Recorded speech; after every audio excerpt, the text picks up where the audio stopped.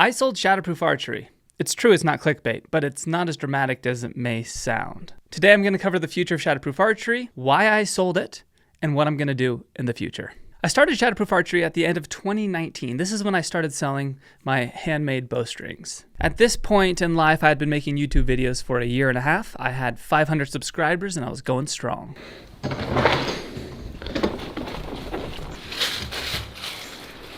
That's trash. That's more trash. That's a lot more trash. All that trash came out of this dark, gloomy workshop. So this is the new workshop. I'm excited about it, but you can see it's kind of... My wife and I were at a point where we could try to be entrepreneurs, so to speak. We had worked traditional jobs, corporate jobs, and had been able to be really frugal, save away some money. Callie had actually already started her own business and was making money from it. She was an influencer. Me, on the other hand, I was just a wannabe YouTuber. So I decided to start selling archery products that I made to try to increase my income and become a full-time, self-employed entrepreneur. So at this point, we stopped our traditional jobs and went all in. I gave myself 6 months. 6 months is what I was going to have as a runway before I decided to go back and get a real job. Now recognize this is when I started selling bowstrings. So I had sold 0 bowstrings and I also had 500 YouTube subscribers, thinking maybe I could get a few customers from there. So I pitched it to my subscribers and I got 2 orders in December of 2019, and I was jumping around the house because I was so pumped. I think I sold both of them at a loss. I think the materials cost more than I sold the bowstrings for, but I got my first 2 sales. I went all in. I started making YouTube videos every day, every week. Within 3 months, I had my first viral video. That video today has over 5 million views as a 35-minute video. And that video changed the trajectory of my business. And I was able to get more viral videos, relative term, but viral to me, over 1 million views. I was able to consistently get those videos. And people started asking for more archery products. I want more than just bowstrings. What else could you provide? Because we love the bowstring so much. So for traditional archery, leather is a big thing. So we started a leather shop. And I started hiring people and we built out different leather products and arm guards and tabs and quivers. Started stamping and sewing everything ourselves. I couldn't keep up with the demand by springtime, so I hired 2 people. The first person I hired was my brother. I hired him remotely, so I helped him set up a bowstring setup for himself. So he was working as a contractor for me, and he would make bowstrings. And not too long after that, he got super good at it, but I realized he had a different skill set than me. And I realized that he was really good with people. So I asked him if he'd be interested in taking over some of the customer service stuff, and he was. And as a matter of fact, he's much better at it than me. And I'm sure you've seen him. His name's Kaz. He's been in a lot of the Shatterproof Archery videos and some of the videos here on this channel. So he started working for me in 2020. Let's just fast forward time. In summer, I think 2020, he took over customer service and he was making most of the bowstrings. After I think about a year and a half of this, he finished up college, and somehow I was able to convince him to move out here to Colorado from Oklahoma to come work with Shatterproof Archery with me. At this point in time, he had basically been there since the beginning. I wanted him to have some more skin in the game. So part of my offer to bring him here along with his salary was 10% ownership of Shatterproof Archery. And since then, we've been partners running this business. We've hired a lot of different people. We've made a bunch of mistakes. We've learned what works in business and what doesn't. We've learned our different skill sets and what we enjoy doing most, and we've been able to work really good together because our skill sets are quite opposite. After a few years of enjoying the operations of Shatterproof Archery less and less, I was trying to decide if I should just stop the business altogether. But it was too much of a positive financial asset for me to justify just quitting. But I also knew, and I'll talk about this more later, that it wasn't going to be super healthy for me to continue, and I'll get into that in a little bit. But I had made the decision I don't want to run and operate Shatterproof Archery for a long time. It's not a long-term play for me. So I was like, I can just quit the business or I can sell the business.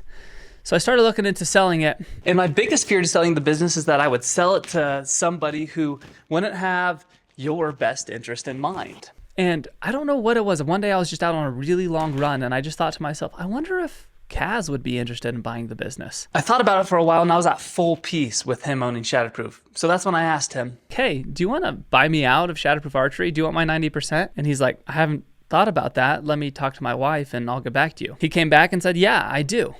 And after 6 months of negotiations and figuring out how all this would work out, Kaz is officially buying Shatterproof Archery. We're in the transition period right now. He is operating 100% as owner, and by the end of January, everything will be legally completely in place. And I am super excited for him, and I'm super excited for myself.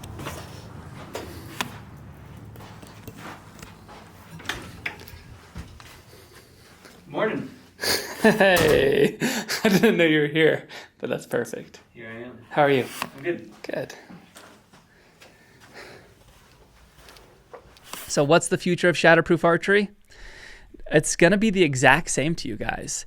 Kaz has been running the business for the past 3 years, doing more operations than I have. He's been taking care of all customer service emails, all phone calls. The past 2 years, he's been taking over more and more and completely 100% leadership now. I haven't run payroll in a couple years personally, like done it. I haven't answered customer service. I haven't fulfilled an order in over a year. The only thing I've done is marketing, and then I help build the bows. So since he's already done it all, he's going to be fantastic at continuing what he's doing, which is running Shatterproof Archery. So the future of Shatterproof Archery is not going to be changed, especially from your guys' perspective. Like, the ownership's transitioning, but the exact same people who are doing everything that they were doing previously are going to be doing the exact same things. So the people in the company who fulfill orders are the people who are continuing to fulfill the orders. Now, part of this deal is that I'm helping out with content for Shatterproof Archery, and it's good for you guys to know that I have 2 businesses. One's Shatterproof Archery, one's Kramer's Media. Kramer's Media encompasses Kramer Ammons YouTube channel and a couple other, as well as different things I do. Like, my wife's a real estate agent, and I take her real estate photos, real estate videos, and I help out with those sort of things. And I also do videos for other brands. So this is Kramer's Media.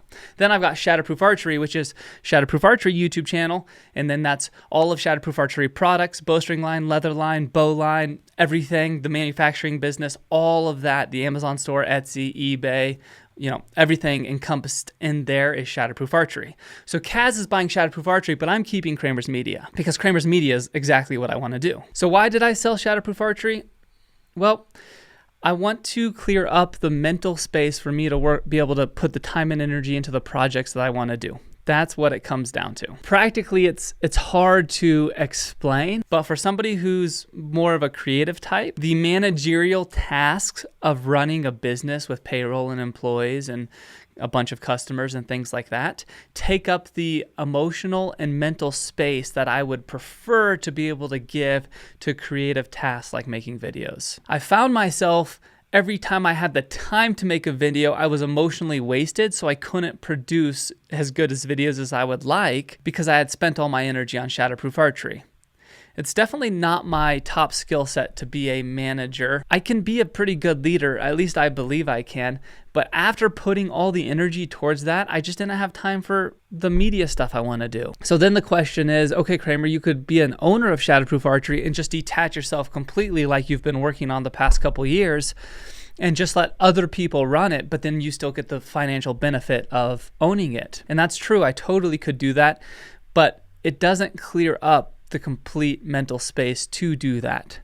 Secondly, if I were the full owner of Shatterproof, but 100% detached from it and nobody working in the business has any ownership, I think the business would go down a little bit because there would not be that passion there. And I didn't really want to do that. I want Shatterproof to be able to serve customers as good as possible. And with Kaz buying the ownership from me, now he has that 100% skin in the game ownership responsibility where now he can push that forward since he's in it every single day. And I think that's going to be best for Kaz and me. I am an affiliate of Shatterproof Archery, so I'm still doing a lot of the marketing through my YouTube channel. If you click the link in the description right below here, I'll get a commission from Kaz by bringing customers over, but I'm not an employee of Shatterproof.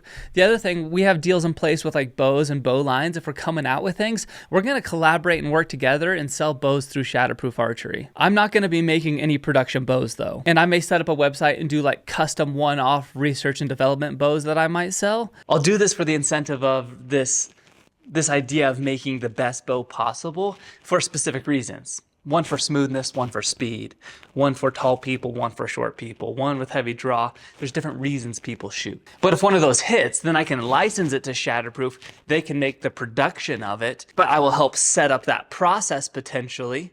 But this completely frees me up to not have to worry about that, and I can just do what I want to do. We're actually working on a small batch of the mountain bow right now, and we have a business deal set up between us where I'm no longer an owner, but we're still working together, and I'm still able to scratch the itch of the products that I like to do, as well as market and support Shatterproof Archery. I have 2 boys.